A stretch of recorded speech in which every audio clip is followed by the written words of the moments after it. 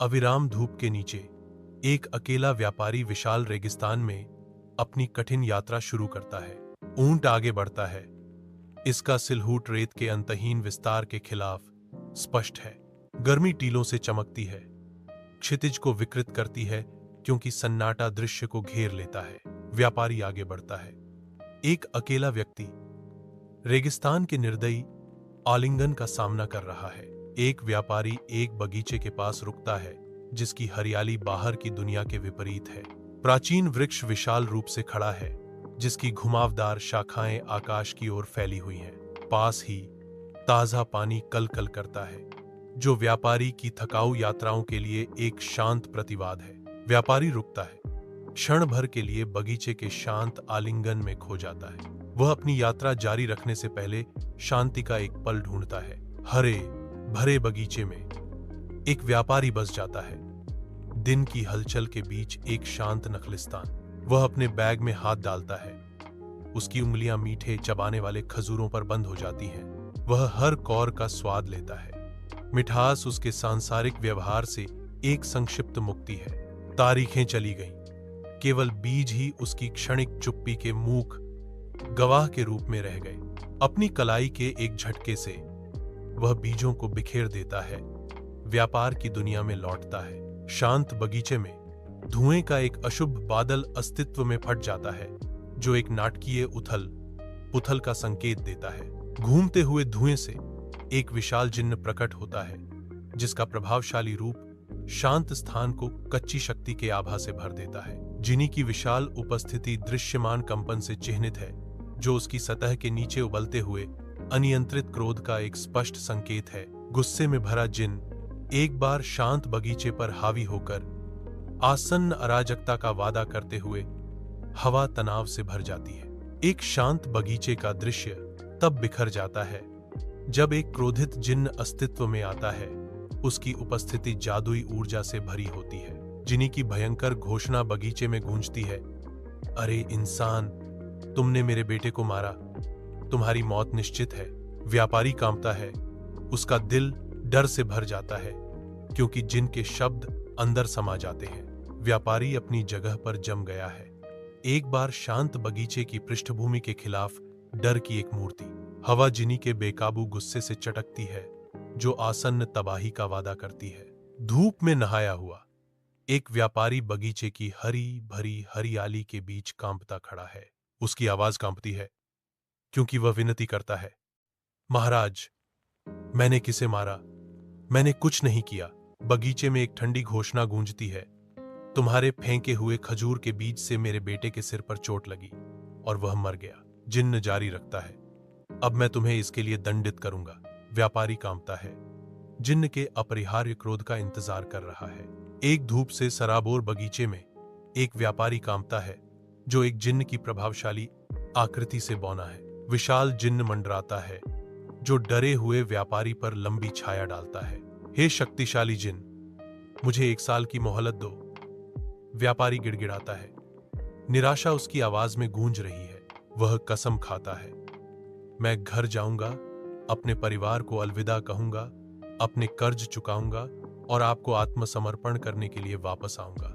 बगीचे में जिनी की हंसी पेड़ों से गूंजती है जिससे पत्तियां हिलती हैं। सूर्य की रोशनी चंदवा से छनकर आती है जो जमीन पर छाया का एक मोज़ेक बनाती है। जिनी का भाव गंभीर हो जाता है क्योंकि वह चेतावनी देता है, इंसान वादे नहीं निभाते। वह थोड़ा नरम पड़ता है, लेकिन तुम्हारे चेहरे पर सच्चाई है। जिनी की आवाज अंतिम चेतावनी के साथ गूंजती है, जाओ, लेकिन अगर तुम आज से 1 साल बाद इस जगह पर वापस नहीं आए तो मैं तुम्हें हमेशा के लिए शाप दूंगा। पत्ते धीरे धीरे सरसराहट करते हैं क्योंकि परछायां नाचती हैं। हवा में लटकता एक मूक शगुन। एक व्यापारी अपने घर लौटता है, उसका आकार दिन के धुंधले प्रकाश के खिलाफ सिलहूट किया गया है। उनके चेहरे पर थकान झलकती है, फिर भी उनके भीतर एक संकल्प जलता है। वह दरवाजे के पास जाता है, हवा में एक मौन वादा लटका हुआ है। जैसे ही वह अंदर कदम रखता है, उसके बोझ का वजन कई गुना बढ़ जाता है। मुझे अपने परिवार को सब कुछ बताना है। अपने घर की गर्मी में एक व्यवसायी खड़ा है, जो व्यापार की निरंतर मांगों और परिवार के कोमल आलिंगन के बीच फंसा हुआ है। वह अपनी डेस्क पर बैठा है। उसकी भौहें एकाग्रता में तनी हुई हैं, क्योंकि वह बाजार के रुझानों की समीक्षा करता है। स्क्रीन की कोमल चमक उसके केंद्रित भाव को उजागर करती है। अचानक बदलाव जब वह अपने बच्चे के साथ खेलने के लिए घुटने टेकता है। एक लकड़ी का ट्रेन सेट फर्श पर फैला हुआ है। उसका चेहरा स्नेह से नरम पड़ जाता है। अपनी डेस्क पर वापस वह फोन को अपने कान और कंधे के बीच संतुलित करता है। सौदेबाजी करते समय उसके हाथ जोरदार ढंग से इशारा करते हैं। जिम्मेदारी का भार उसके चेहरे पर अंकित होता है। वह खाने की मेज पर बैठा है, ध्यान से अपने साथी की बात सुन रहा है। उसकी निगाहें गर्मजोशी और समझ से भरी हैं, क्योंकि वे कनेक्शन का एक पल साझा करते हैं। वह बिस्तर पर लेटा है। बेडसाइड लैंप की नरम चमक उसके चेहरे पर शांतिपूर्ण प्रकाश डालती है। उसकी आंखें बंद हैं, क्योंकि वह अपने घर के शांत अभयारण्य में सांत्वना पाता है। 1 साल बीत गया है। बगीचा अब दोपहर की धूप में नहाया हुआ है। परिचित पेड़ के नीचे व्यापारी लौटता है। उसका चेहरा प्रत्याशा से अंकित है। वह बैठ जाता है, एक मौन निगरानी के रूप में, जब वह जिनी के आने का इंतजार करता है। धैर्य हवा में भर जाता है, क्योंकि वह रहस्यमय मुठभेड़ की तैयारी करता है। एक शांत बगीचे की दोपहर 3 अजीब बूढ़े आदमियों के आने से बाधित होती है। पहला आदमी आता है। एक जंगली हिरण उसकी तरफ शान से घूमता है। दूसरा प्रवेश करता है, 2 अशुभ काले कुत्तों के साथ। उनकी आंखें चमक रही हैं। तीसरा प्रकट होता है। एक सुंदर घोड़ी उसके बगल में धीरे से खुर मारती है। प्रत्येक प्राणी रहस्य और प्राचीन शक्ति का आभास कराता है। बगीचा अपनी सांस रोक लेता है, हवा में बदलाव महसूस करता है। बगीचे की धब्बेदार धूप में नहाए हुए 3 व्यापारी ध्यान से सुनते हैं। आदमी अपनी दुखद कहानी साझा करता है। व्यापारियों ने एक समाधान पर विचार किया। अगर हम जिन्न को अपनी अनूठी कहानियां सुनाकर संतुष्ट कर सकते हैं, तो शायद वह तुम्हें माफ कर देगा। उम्मीद बगीचे में झिलमिलाती है, क्योंकि वे जिन्न के साथ अपनी कहानियां साझा करने का फैसला करते हैं। सूर्य के सुनहरे आलिंगन में एक बूढ़ा आदमी एक विशाल जिन्न का सामना करता है। उसका चेहरा समय और कहानियों का नक्शा है। हवा अभी भी टिकी हुई है, अनकहे शब्दों और प्राचीन शक्ति से भरी हुई। बूढ़े आदमी की आवाज सन्नाटे को चीरती है। दया के लिए कहानी का प्रस्ताव। अरे जिन, यदि आप मेरी कहानी सुनकर चकित हैं, तो क्या आप इस व्यापारी के पापों का 1/3 माफ कर देंगे? उसकी गुहार हवा में लटकी हुई है। जिन्न की विशाल उपस्थिति के खिलाफ एक नाजुक उम्मीद।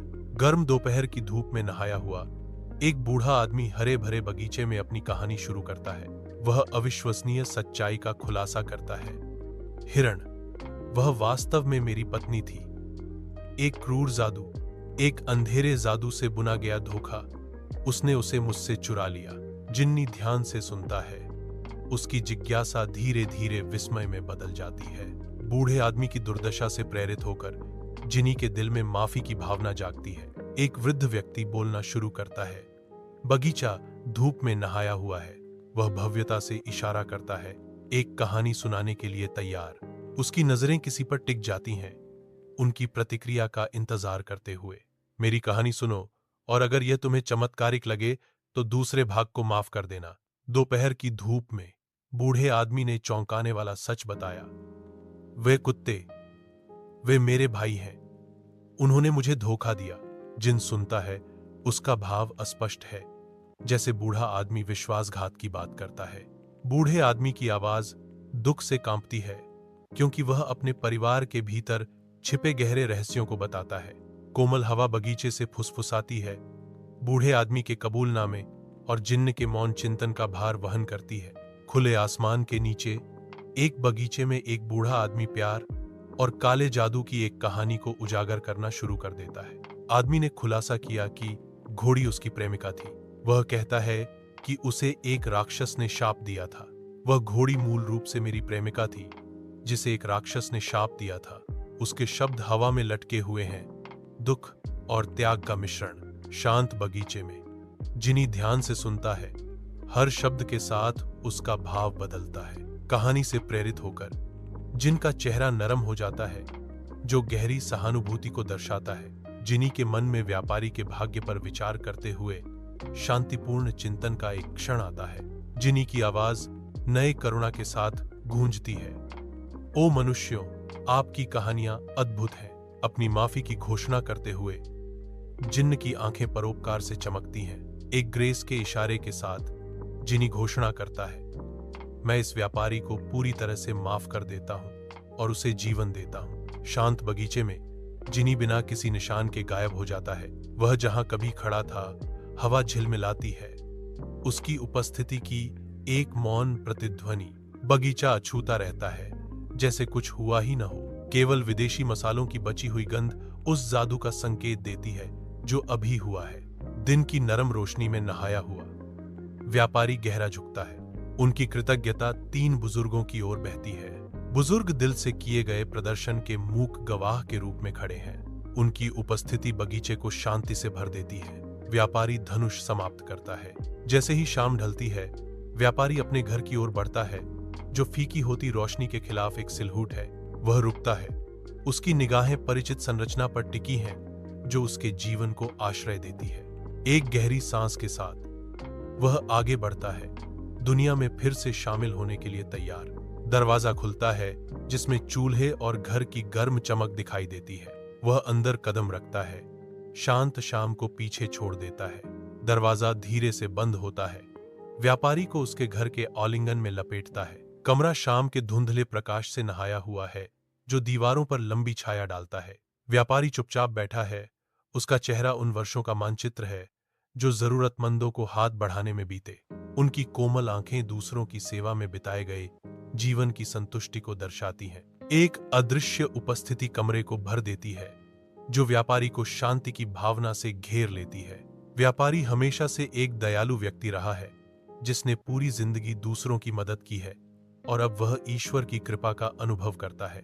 कमरा धीरे से चमकता है और व्यापारी दिव्य कृपा की गर्मी में नहाता है। खुले आसमान के नीचे 3 सम्मानित व्यापारी एकत्रित होते हैं, जिनकी उपस्थिति ज्ञान और सद्भावना का प्रसार करती है। उनके चेहरे समय की कहानियों से अंकित दृश्य की ओर मुड़ते हैं। वे अपने हाथ फैलाते हैं। उनकी वृद्ध उंगलियां मौन आशीर्वाद प्रदान करती हैं। एक गर्म हवा बगीचे से फुसफुसाती है, उनकी उम्मीदों को ले जाती है। उनकी दयालु निगाहें समृद्धि और भाग्य का वादा करती हैं। विशाल रेगिस्तानी आसमान के नीचे एक व्यापारी अपने परिवार के साथ तारों की रोशनी से निर्देशित एक शांत यात्रा शुरू करता है। सितारे हीरे की तरह टिमटिमाते हैं, जो बदलते रेत के टीलों पर एक कोमल प्रकाश डालते हैं। परिवार धीरे धीरे रेगिस्तान में घूमता है। रेगिस्तान की हवा फुसफुसाती है, प्राचीन यात्रियों और भूली हुई साम्राज्यों की कहानियां लेकर।